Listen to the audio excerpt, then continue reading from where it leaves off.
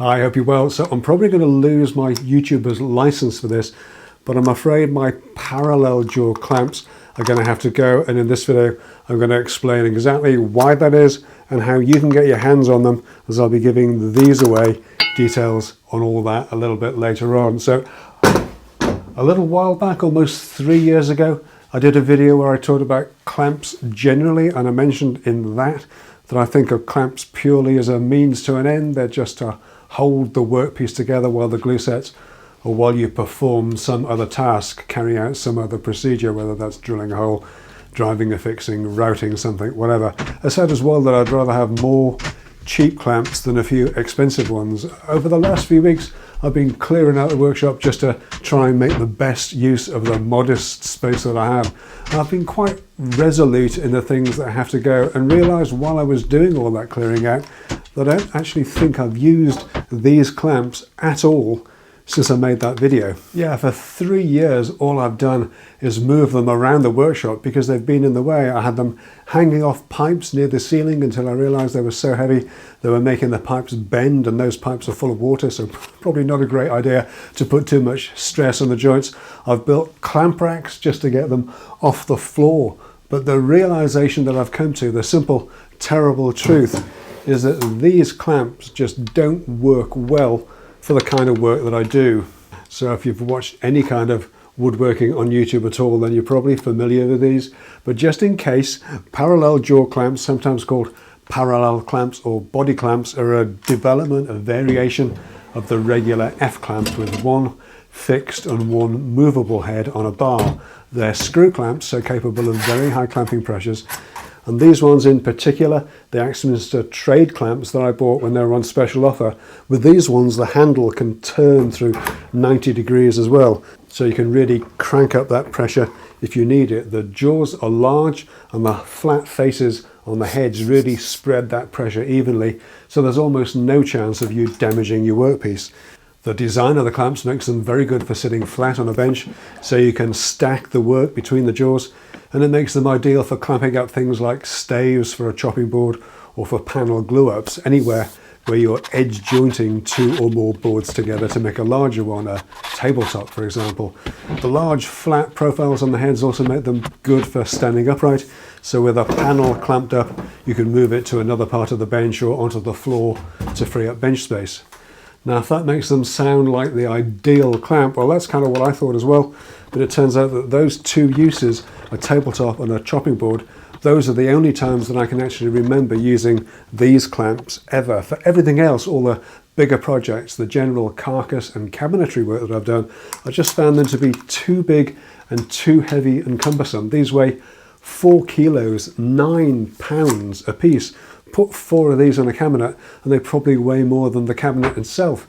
Put 2 of them onto a door and they certainly will.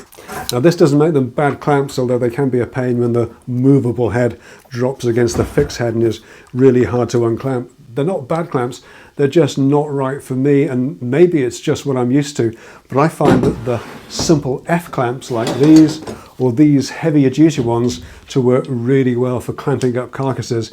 And my most used clamps for smaller workpieces are probably one-handed squeeze clamps like the Bessie Duo Clamp, as they can be turned into a spreader just by turning a catch on the clamp head. No need to take the head off and turn it around on the bar or anything like that. The Duo clamps aren't made any longer than 650mm, which is a shame.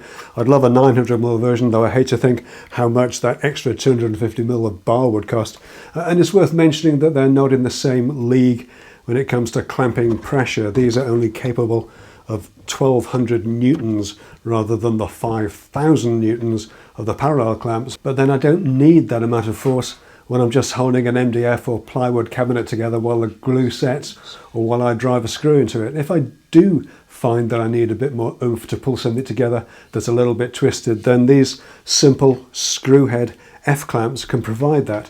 1200 newtons, by the way, is about 120 kilos, 260 pounds of clamping pressure, and I think that should be plenty for the things that I'm likely to make in this workshop, and maybe it would be for you too. Most of my paid work as a cabinet maker was held together with these cheap F clamps or these aluminium sash clamps, and I don't think my customers, my clients, cared one way or the other.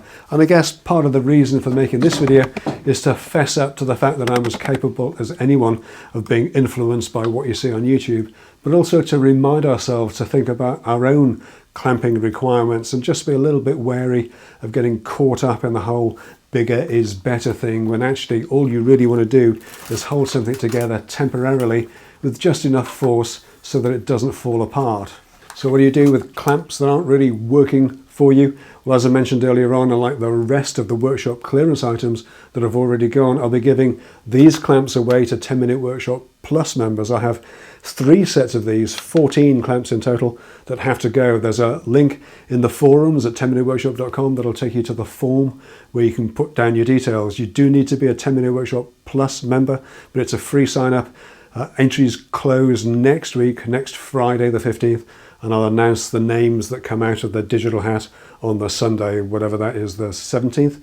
Yeah, fair warning, due to the size, weight, bulk and general awkwardness of the clamps, they will be collection only from me in London. But if you're at all within striking distance and think you can find a use for them, then sign up and put your name down. They're great clamps, they're just not for me. But I'll call this one done for this week. Thanks so much for taking a look.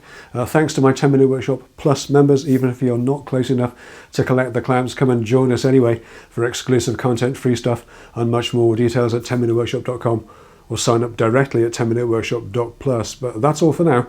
Thanks for stopping by and I'll see you all again very soon. All right, take care.